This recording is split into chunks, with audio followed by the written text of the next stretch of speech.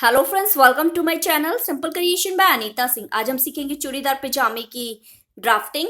तो यहाँ पर मैं आपको पेपर पर मार्किंग समझाऊंगी। तो यहाँ पर मेरे पास रिक्वेस्ट आ रही थी काफी सारे मेरे व्यूअर्स की कि पजामे की कटिंग और स्टिचिंग की वीडियो बताइए। उनमें से एक है अजय चड्डा जी, उनकी भी रिक्वेस्ट आई थी कि पजामे की कटिंग और स्टिचिंग बताइए। तो सबके नाम मैं यहाँ पर नहीं ले सकती। तो यहाँ पर ये जो ड्राफ्टिंग है इस तरीके से हमारी होगी और वो मैं आपको इस वीडियो में बताऊंगी। तो उसके लिए जो हमारे पास मेजरमेंट चाहिए होता है, सबसे पहले हम लेंथ की मार्किंग लेते हैं। तो लेंथ यहाँ पर हमारी 38 इंच है। क्रॉच की लेंथ हम अपने हिप के अकॉर्डिंग लेते हैं, वो हम मार्किंग करते वक्त सीखेंगे। और नी की जो लेंथ है वो 24 है। अगर आप डायरेक्ट लेते हैं बॉडी से तो बेटर है, और अगर नहीं लेते हैं तो वो मैं आपको मार्किंग करते वक्त बताऊंगी कि आप किस तरीके से नी लेंथ निकाल सकते हैं। उसके बाद आता है राउंड की मार्किंग। तो राउंड की मार्किंग में आता है हमारा वेस्ट राउंड। तो वेस्ट राउंड का फॉर्मूला भी मैं आपको मार्किंग करते वक्त ही बताऊंगी। हिप राउंड है 36, थाई राउंड है हमारा 21, नी राउंड है हमारा 14 इंच, एंकल राउंड मोरी का जो राउंड है हमारा वो है 9 इंच। तो चलिए शुरू करते हैं। तो पजामे बनाने के लिए हमें 2 मीटर फैब्रिक की जरूरत होती है। अगर आपकी लेंथ ज्यादा है, 41 से ऊपर है और आप चूड़ियां ज्यादा चाहते हैं तो आपको अपनी लेंथ और विड्थ दोनों को फैब्रिक में बढ़ाना पड़ेगा। 2.25 मीटर तक आप ले सकते हैं पजामे के लिए। और इसका ध्यान रखें कि आपकी जो फैब्रिक की विड्थ है वो अच्छी होनी चाहिए। अगर आपकी फैब्रिक की विड्थ अच्छी होगी तो आपकी लेंथ और चूड़ियां अच्छी बनकर आ जाएंगी। तो यहाँ पर हमारे पास सपोज 2 मीटर फैब्रिक है, ये हमारा विड्थ है और ये हमारी लेंथ है। तो फैब्रिक को हमें इस तरीके से फोल्ड करना है, डबल फोल्ड करना है। तो फोल्ड करते वक्त आपको ये ध्यान में रखना है, क्योंकि हमारा जो पजामे का फैब्रिक होता है वो प्लेन होता है ज्यादातर, तो इस चीज का आपको ध्यान रखना है।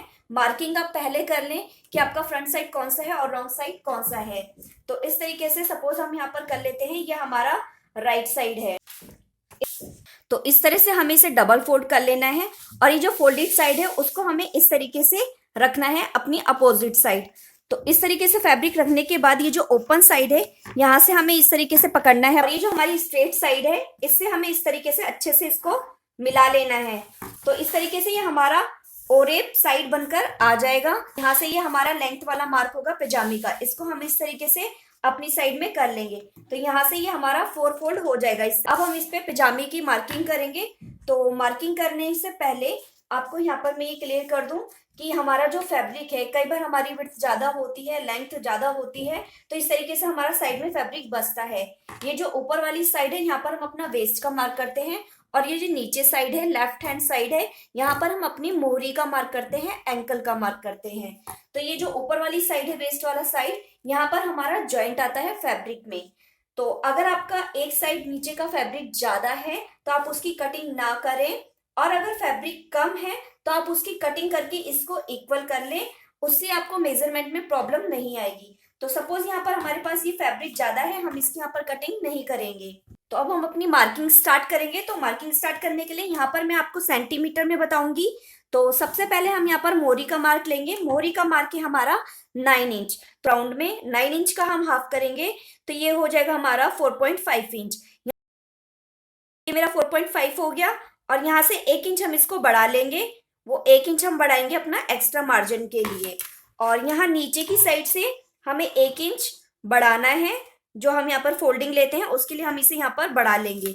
अब ये जो 1 इंच का मार्क है हमारा, इसको हमें इस तरीके से राउंड में ऊपर की तरफ मिला लेना है अपने मार्जिन वाली लाइन तक। ये जो राउंड में हम यहाँ पर मिलाते हैं वो इसलिए मिलाते हैं क्योंकि जो हमारी नीचे मोहरी होती है वो टाइट होती है, फिक्स होती है, तो उसको हमें इंसर्ट करने में प्रॉब्लम आती है। बट अगर आप इसे राउंड में इस तरीके से लेते हैं तो इससे आपको इंसर्ट करने में प्रॉब्लम नहीं आती। यहाँ पर हमारा ये ओरेब हो जाता है राउंड लेने की वजह से, तो इजीली हमारा मोहरी इंसर्ट हो जाती है और इसका जो गैप है वो बढ़ जाता है। तो इस चीज का आपको ध्यान रखना है। यहाँ पर ये जो स्टिचिंग ये हमारा स्टिचिंग वाली लाइन है। तो आप जब इसको स्टिच करेंगे तो आप इसको चेक कर ले एक बार कि आपकी मोहरी थोड़ा कम ज्यादा तो नहीं हो रही, क्योंकि ओरेब लेने की वजह से इसमें हाफ पौना इंच हमारा और मार्जिन बढ़ जाता है। तो वो आप अपने मोहरी के अकॉर्डिंग सिलाई को कम या ज्यादा कर सकते हैं। ओके, ये तो हो गया हमारा मोहरी का मार्क। अब हम यहाँ से लगाएंगे अपने वेस्ट का मार्क। अगर आपको चूड़ियां फिक्स रखनी है तो आप फिक्स मार्क लेके चूड़ी का मार्क यहाँ पर लगा सकते हैं, और अगर आपको अपने फैब्रिक के अकॉर्डिंग चूड़ियां लेनी है तो पहले हम यहाँ पर वेस्ट का मार्क करेंगे। इसका मार्क हमें बिल्कुल ऊपर टॉप से लगाना है। तो वेस्ट का मार्क हम निकालते हैं अपने हिप के अकॉर्डिंग। हिप है हमारे यहाँ पर 36 को हमें 3 से डिवाइड करना है। तो 3 से डिवाइड करने पर हमारा ये 12 इंच यहाँ पर आ जाएगा। तो यहाँ पर जो हमारा वेस्ट मार्क है वो है 12 इंच। तो 12 इंच पर हमें मार्क लगाना है और ये 12 इंच का मार्क करने के बाद यहाँ से हमें हाफ इंच एक्स्ट्रा लेना है।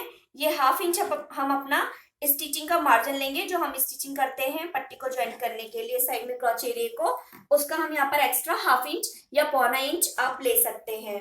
तो ये हमने यहाँ पर बढ़ा लिया, तो ये हमारा टोटल हो गया 12.5। अब यहाँ से हमें लेना है अपने क्रॉच लेंथ का मार्क। तो क्रॉच लेंथ का मार्क का जो फॉर्मूला है वो है hip divided by 3 plus 1 inch. जितना भी आपका हिप है उसे 3 से डिवाइड करेंगे और उसमें प्लस 1 कर देंगे। तो 36 को 3 से डिवाइड करने पर हमें 12 मिल जाएगा, इसमें हमने प्लस किया 1, तो ये हो गया हमारा 13 इंच। तो यहाँ पर जो हमारी क्रॉच की लेंथ आई वो आई 13 इंच। तो 13 इंच क्रॉच लेंथ लगाने के लिए यहाँ ऊपर से हम पहले 5 इंच ऊपर की तरफ बेल्ट के लिए छोड़ेंगे। अगर आप अपनी बेल्ट कम बना रहे हैं, 1.5-2 इंच की बना रहे हैं, तो उसके अकॉर्डिंग छोड़ें। और अगर आपको बेल्ट लगानी है पूरी, तो यहाँ पर 5 इंच की बेल्ट का मार्क हम ऊपर से छोड़ेंगे। 5 इंच का मार्क छोड़ने के बाद यहाँ पर हम अपने क्रॉच का मार्क लगा लेंगे। तो 13 इंच हमारे क्रॉच लेंथ का मार्क है। एक 13 इंच यहाँ पर हमें ऊपर से 5 इंच बेल्ट के लिए छोड़ के यहाँ पे लगा देंगे, ताकि हमारी जो लाइन है वो स्ट्रेट आ सके। इस लाइन को यहाँ से हम स्ट्रेट कर लेंगे इक्वल। तो यहाँ पे भी हमें 12.5 का मार्क लगाना है। वेस्ट में हमने 12.5 लिया है, यहाँ पे भी हम 12.5 मार्क कर लेंगे। तो ये हमने 12.5 पर मार्क कर लिया। अब इस पॉइंट को इससे कनेक्ट कर लेंगे। ये तो हमारा हो गया वेस्ट और हिप वाला मार्क। अब यहाँ से हमें अपनी लेंथ का मार्क भी लगाना है। लेंथ का मार्क लगाने के लिए 5 इंच ऊपर की तरफ ही रखना है हमें, और जितनी हमारी लेंथ है, तो यहाँ पर जो हमारी लेंथ है वो है 38 इंच। 38 इंच का मार्क हम यहाँ पर इस तरीके से कर लेंगे। तो ये 38 इंच हमारी लेंथ का मार्क हो गया। इस मार्क को हमें सीधा करना है। तो जितना मार्क हमने यहाँ से लिया था 5.5 इंच, उतना ही मार्क हमें यहाँ पर लगाना है। तो 5.5 इंच का मार्क हम यहाँ पर कर लेंगे। 4.5 हमारी मोरी का मार्क है और उसमें 1 इंच हमने एक्स्ट्रा स्टिचिंग का लिया है। तो ये हमारा इस तरीके से यहाँ पर मार्क हो गया। अब ये जो पॉइंट्स है, इन पॉइंट्सों को आपस में कनेक्ट कर लेंगे। तो यहाँ से ये पॉइंट्स हमारे स्ट्रेट आएंगे, क्योंकि यहाँ पर हमारी चूड़ियां बनेंगी। ये 7.5 इंच की चूड़ियां हमारी यहाँ पर बन के आ जाएंगी। इस तरीके से इस चूड़ियों का मार्क हमारा यहाँ पर हो गया है। अब यहाँ से लगाना है हमें अपने नी का मार्क। तो नी का मार्क अगर आपने बॉडी से डायरेक्ट लिया है तो बेटर है, नहीं लिया तो आपको इस तरीके से इसको मेजर करना है। ये जो हमारा हिप वाला लाइन है यहाँ पर इस तरीके से रखना है आपको, और ये जो हमारे लेंथ का मार्क है वहां तक इस तरीके से मेजरमेंट कर लेंगे। तो ये जितना भी हमारा आएगा, यहाँ पर ये 25 है, उसको हमें हाफ करना है। तो 25 का हम हाफ करेंगे तो 12.5 हो जाएगा। 12.5 में हमें -1 इंच करना है। तो ये हमारा यहाँ पर आ जाएगा 11.5। तो 11.5 का हम यहाँ पर इस तरीके से मार्क कर लेंगे। तो ये हमें अपने नी की लेंथ का मार्क मिल जाएगा। यहाँ से हमें लगाना है अपना नी राउंड का मार्क। तो नी राउंड है हमारा 14 इंच। 14 इंच को हम हाफ करेंगे तो ये हो जाएगा हमारा 7 इंच। और 7 इंच का मार्क करने के बाद 1 इंच हमें इसमें एक्स्ट्रा लेना है। अब यहाँ से हमें लगाना है अपने थाई राउंड की लेंथ का मार्क। तो अगर आपने थाई लेंथ डायरेक्ट बॉडी से ले लिया है बेटर है, नहीं लिया तो आपको इस तरीके से मार्क लगाना है। जो थाई राउंड है हम यहाँ पर 3.5 या 4 इंच पर लेंथ डाउन करके थाई राउंड का मार्क लगा लेंगे। तो इस तरीके से यहाँ पर लगा लेंगे। 4 इंच भी आप यहाँ पर ले सकते हैं। अब यहाँ से हमें लगाना है थाई राउंड का मार्क। तो थाई राउंड है हमारा 21 इंच। 21 का हम हाफ करेंगे तो ये हो जाएगा हमारा 10.5। 10.5 पर हम यहाँ मार्क कर लेंगे और यहाँ से भी हम 1 इंच एक्स्ट्रा बढ़ा लेंगे इसे। अब हमें इन मार्क को इनसे मिलाना है। तो यहाँ पर हम इसे सिंपली डॉट डॉट कर लेंगे। इसको भी हम यहाँ से इसको शेप ले लेंगे। अब ये मार्किंग करने के बाद आती है सबसे इंपॉर्टेंट क्रॉच एरिया की मार्किंग। तो क्रॉच एरिया किस तरीके से निकालते हैं वो मैं आपको इस वीडियो में बताऊंगी। उससे पहले अगर आपने अभी तक मेरे चैनल को सब्सक्राइब नहीं किया है तो मेरे चैनल को सब्सक्राइब कर ले और बेल के आइकन पर क्लिक करना बिल्कुल भी ना भूलें, क्योंकि बेल के आइकन पर अगर आप क्लिक करते हैं तभी आपको मेरी वीडियो को नोटिफिकेशन मिल पाएगा। और इसको ज्यादा से ज्यादा शेयर करें। तो क्रॉच एरिया निकालने के लिए हमें जो मेजरमेंट चाहिए, तो क्रॉच एरिया के लिए हमें चाहिए हिप का मेजरमेंट। हिप को हमें 12 से डिवाइड करना है और उसमें -0.25 करना है। हिप है हमारे पर 36 को 12 से डिवाइड किया हमने तो ये आ गया हमारा 3 इंच। इसमें हमने -0.25 किया तो ये आ गया हमारा 2.75। तो इस तरीके से जो हमारा क्रॉच है वो 2.75 आएगा।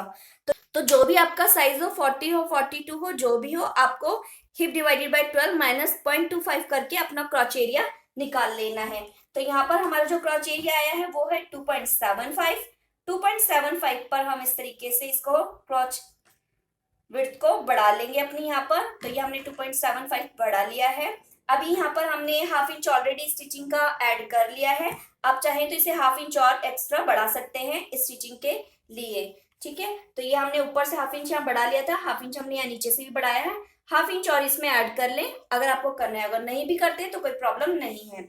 अब ये सिंपली हमें यहाँ से क्रॉच का अपना राउंड ले लेना है इस तरीके से। तो इस तरीके से आप जो क्रॉच एरिया लेते हैं तो आपको म्यानी लगाने की बिल्कुल भी जरूरत नहीं है, कोई प्रॉब्लम नहीं आती है। अब इसको हमें इससे कनेक्ट कर लेना है। तो ये जो यहाँ पर हमने मार्जिन लिया है, ये नीचे से हमने 1-1 इंच का मार्जिन लिया है और ये ऊपर आके हमारा हाफ इंच का मार्जिन है। तो यहाँ से इस तरीके से ये हमारी ऊपर स्टिचिंग कम होती चली जाएगी।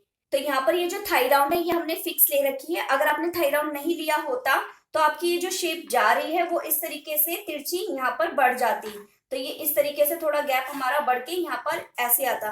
तो ये आपका 0.25 इंच 1 इंच के आसपास शेप हमारा बढ़ जाता। तो इसलिए हम थाई राउंड भी ले लेते हैं साथ के साथ मेजरमेंट में।